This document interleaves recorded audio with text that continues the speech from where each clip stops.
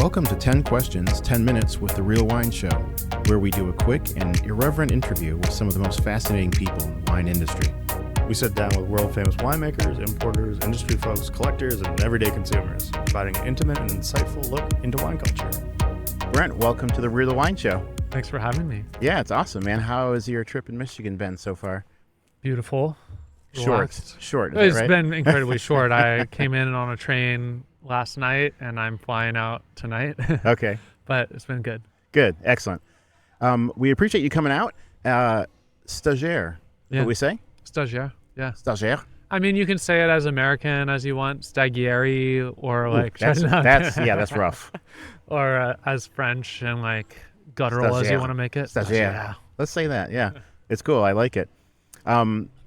You're in California, working in the San Francisco area, but you run vines up and down the coast? I moved from France to Santa Cruz to start the wines, and then lost my winery space there, wound up in the Bay Area, working with vines from the Santa Cruz Mountains, kind of like Marin, Sonoma Coast, and a little bit of Mendocino. Okay, yeah, lots of gems up that way, huh? Gosh, good. We're lucky. We've got some really good vineyards. Yeah, well, yeah. Hopefully I'll get lucky and I'll get a chance to try your wine before too long. But I've been following you and hearing about you, so Nice. delighted to have we'll you on. open something. Yeah, cool. All right, well, let's get into it then here. And I'll ask you our first question, which is South Australia or South France? It's a really hard one to answer. I've worked in both regions, lived in both regions. Yeah. So the question's not necessarily about wine. Yeah. You understand it. You read the questions as you like and talk about what's of interest to you, because that's what we want to know about. I just had such a fun time in South Australia. Yeah, South Australia was just a wild time. Like, that's kind of the like, there's a big like hotbed, the natural wine scene there. Sure. Yes. Really awesome like food industry. And when I was living there, it was maybe the last time that I had pure freedom before like starting a business and stuff. Oh yeah, sure. So there's just like some nostalgia there. Yeah, and some pure joy associated. Exactly. That's awesome. I had a great time too in South Australia. I like it. I think generally around here, at least in Michigan, we need to start paying more attention again to what's happening in Australia. But yeah, great place. So our next question is a little different here for you. So more felt cute or more might delete? I'm definitely like a felt cute person. I probably think maybe overly highly of myself. No, it's and great. I'm can be shameless. And so definitely not likely to go back and delete anything. It's just kind of, I put it out there and it lives in the universe forever. Well done. The reason I asked, of course, because you do have your social media game is good. Yeah. And I mean, I don't know if it's good. I get in trouble a lot. my girlfriend doesn't like it. Yeah. Well, I can understand, she's just, she's got castles to protect. She's looking out for my mental health. All right. Yeah. It's a handful. Cool. So our next question then is classic mock toe work boot or Chelsea? Mock toe. I'm wearing. I was just wearing them right now. Like, okay, that's the winemaker. I've done the the winemaker garb. I've done the Australian boots before, but they're without the lacing and stuff. They're not secure enough Loosey-goosey. for me. Yeah. Like, I want to be able to climb up on barrels and hop on and off equipment and just like feel a little bit more secure. Yeah, sure. But that said, my favorite pair of boots are R.M. Williams from South Australia. Oh, cool. And like when I left there, so the restaurant group I was working for at the time, they bought me a pair of these boots. Like, very, very fancy. Excellent. Yeah, I don't know them. So I'll look them up. I appreciate both styles of boots, but I default to the mock toe. Okay. For sure. Excellent. Cool. How about this next question, which is Potter Valley Sauvignon Blanc or Lime Kiln Valley Sauvignon Blanc? I mean, Lime Kiln Sauv Blanc is kind of iconic. There's only one vineyard in Lime Kiln Valley. And is that right? It's a monopole. Okay. And there's only a very, very small amount of Sauvignon Blanc planted there. So I work with the majority of it. And it's planted on limestone, which is very rare for California. Right. So I just feel like it's something quite special and unique, Yeah. and the wines that come from there are really, really outstanding. Mm-hmm. Potter Valley, where I've worked there, is great too, but I'd say it's like, yeah, less worthy of writing home about. Maybe. Yeah.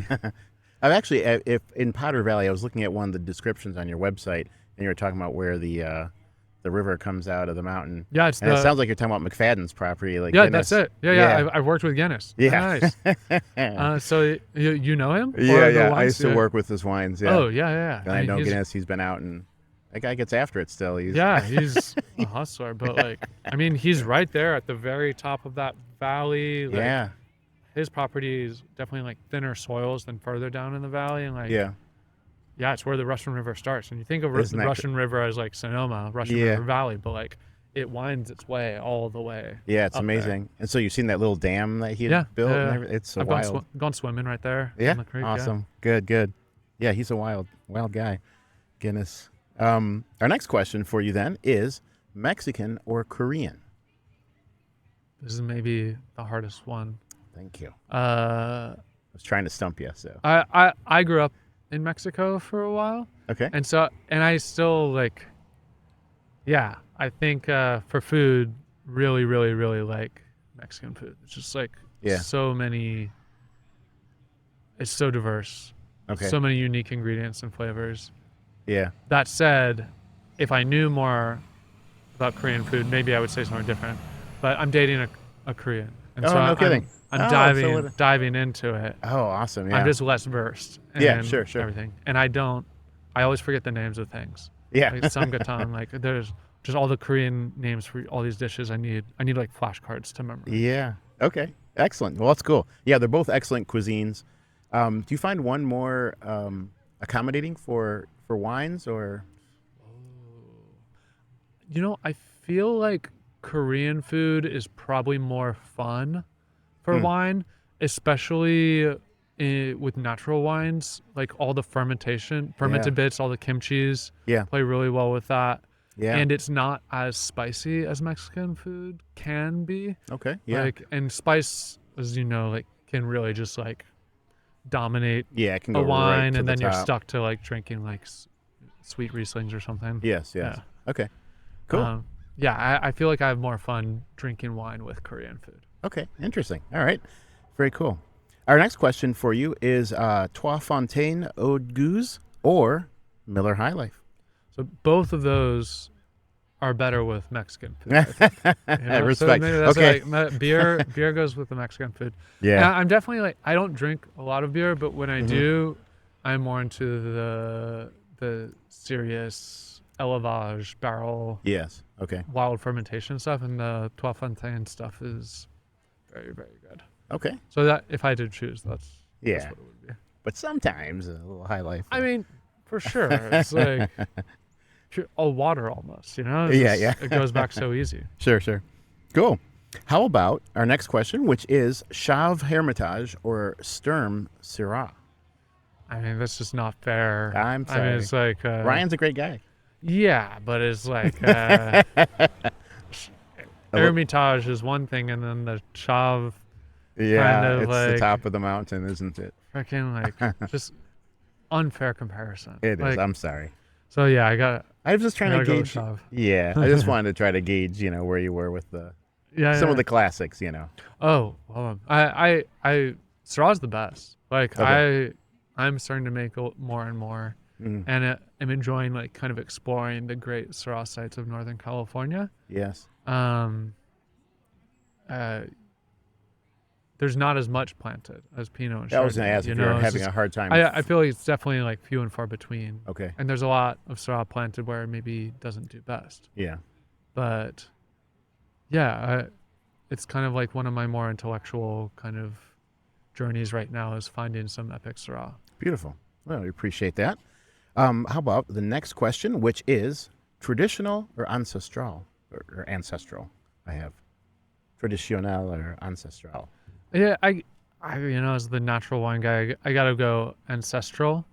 And That's what you make, right? right. And I'm curious to start making some traditional method, but I think often we put the ancestral methods and the pet nats all in this kind of one ideal where it's like just hazy, unfinished, overly fresh without enough wine. attention. Yeah. But the way I do the sparkling programs for Stagiaire now is like everything is ancestral, but then it's on the lees for 2.5 to 3 years before disgorging. Yeah, I saw your aging times are really long. Yeah. And so it's like we're working with quite serious vineyards, the same vineyards that make the still wines. Yeah. And it's the same, right. So the quality is.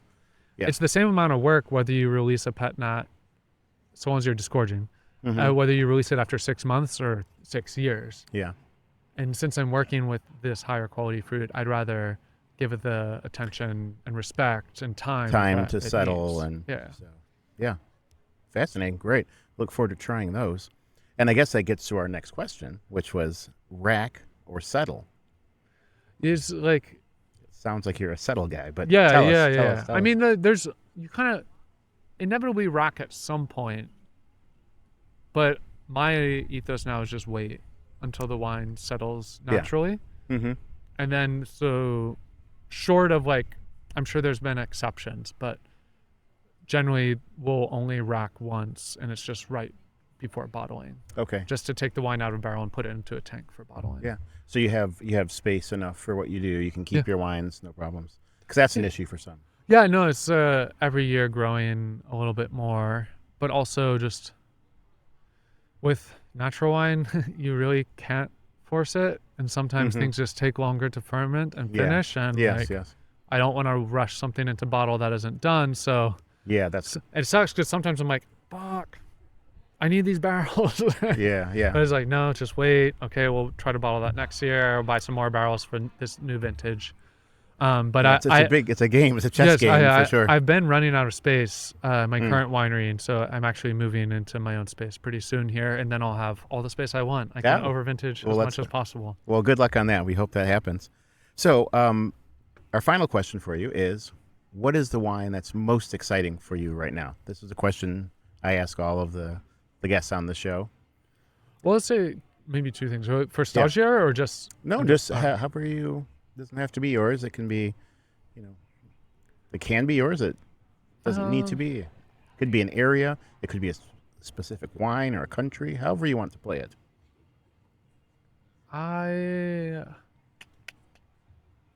I'm like always intrigued by like singular wines, things that like aren't replicatable anywhere, and like that are usually the product of like just one person, and usually someone that's kind of like somewhere on the insane spectrum and just doing like all these crazy things. Yeah, just like low yield, intense farming, long aging.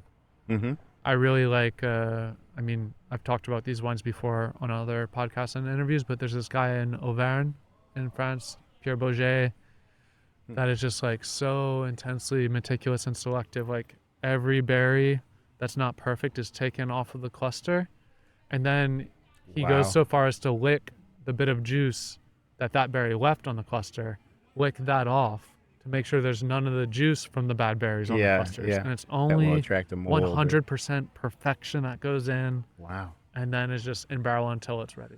Auvergne is up near Burgundy? It's kind of smack dab in the middle.